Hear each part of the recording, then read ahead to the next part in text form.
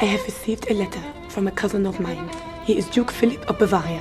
Philip would like to come to England and beg God to you. Philip was the only man who ever stirred Mary's heart. Initially, Mary only reluctantly agreed to let him come to England to propose after hearing many good things about Philip from her stepmother, and while also telling him not to have too high hopes. Although Mary was of marriageable age, only and cared about her marriage prospects. While she was grateful to Anne, she still put on a cold expression and turned away. To Mary's surprise, Philip unexpectedly appeared at the banquet the next day. Princess Mary, I hope you can forgive my impetuosity. I know we should have been formally introduced, but I couldn't wait.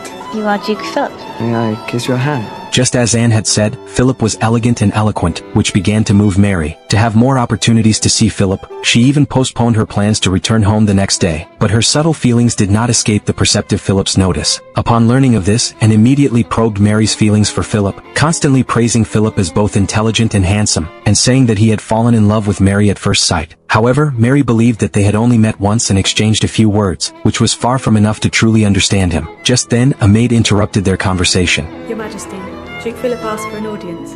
Mary wasn't prepared for the meeting. She hurriedly hid behind the curtain, but couldn't help secretly observing his every word and action. You met Princess Mary? It was only for a moment, but I relived that moment over and over again in my mind.